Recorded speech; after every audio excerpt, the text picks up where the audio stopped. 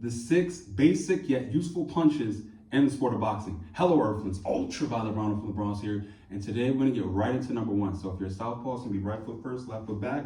If you're visual like me and most people, it's gonna be left foot first, right foot back, feet about shoulder width apart, front foot about 45 degree angle, back foot about 90 degree, nice and light on your toes. You wanna bend those knees slightly, make sure your toes in alignment with that heel.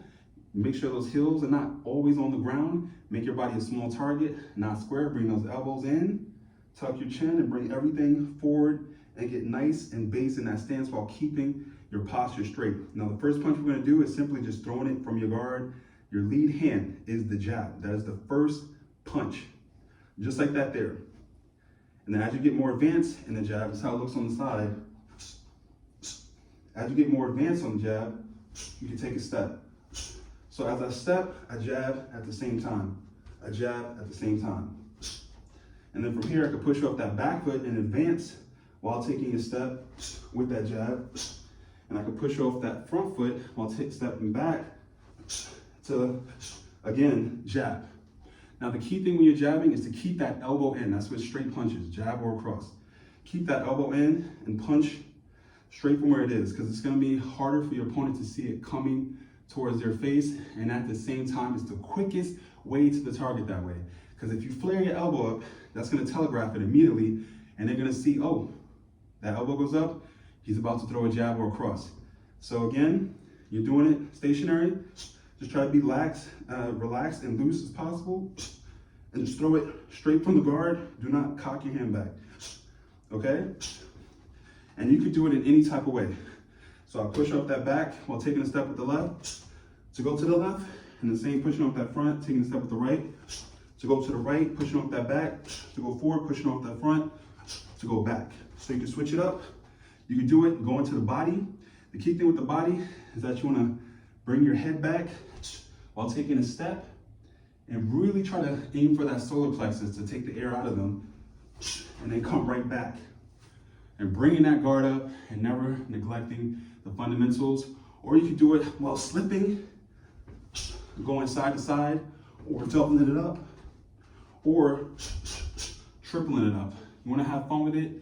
Try to be as relaxed and as loose as possible, and breathe. Now, number 2, going into the second phase of the straight punch is that cross. Now, the key thing when you're throwing that cross is you're rotating your body, and again, you're not flaring up your elbow. You're throwing it straight from the guard. So like this.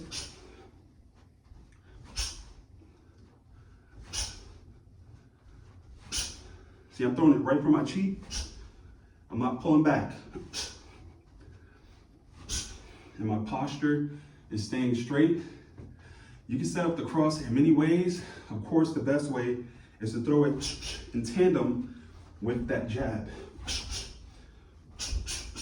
You can double up on the jab to really measure to find that cross, or set it up through stepping back for a counter, or you can roll and go into the cross. There's a bunch of ways that you can throw it, but that is the cross. Again, the key thing with the straight punches is keeping your elbows in and make sure your weight is transferring from left to right, from right to left, and you're rotating your hip into that punch. You don't necessarily need to pivot. But if you're a beginner, pivot that back foot, because it will give you all that forward momentum you need to ensure that you're doing it correctly. Now, number 3 and 4, the left and the right hook. When you're doing that left hook, all right, act as if you're trying to like swat a fly out the sky. What's your natural reaction? Okay, just like that there. Now try to incorporate that into the punching mechanic. So you're dropping your hand right out of guard, just slightly out of guard.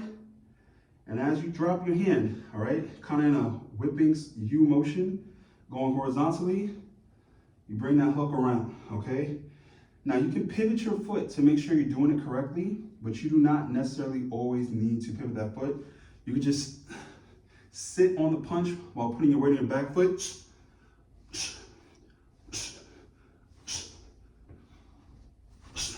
All right, just like that there, about 90 degree angle. Back to the face, reset. And it's the same vice versa with that right hook. Again, about a 90 degree angle, but to get the leverage with that punch from the right, you're going to need to pivot that back foot. Because I'm telling you, if you do not pivot, it's gonna feel awkward as hell trying to throw that right hook.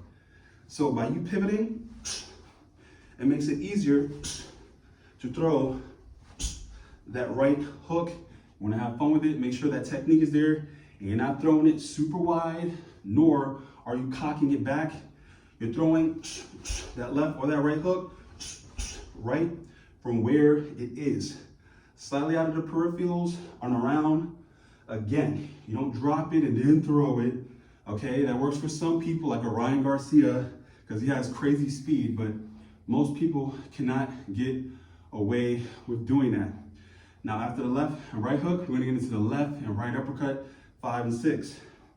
So to throw that left uppercut, I'm gonna shift my weight to my left foot, AKA my left arm.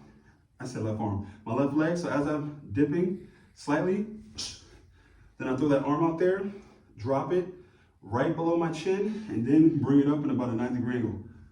So just like that there. But that is one of the hardest punches to land. Uppercuts in general is one of the hardest punches to land unless you got speed or crazy timing. So don't just uppercut walking in the fight like Foreman, like he did to knock that person out. If you don't got the crazy power like that to go right through their guard, do not even attempt to do it. Stay nice and tight. Again, you're retracting that rear arm and bringing that arm up, retracting up. And then I'm pulling back here to go to the right, retracting my lead arm back to go with the right uppercut in a circular motion upward, and then off in a 90-degree angle, right back. So again,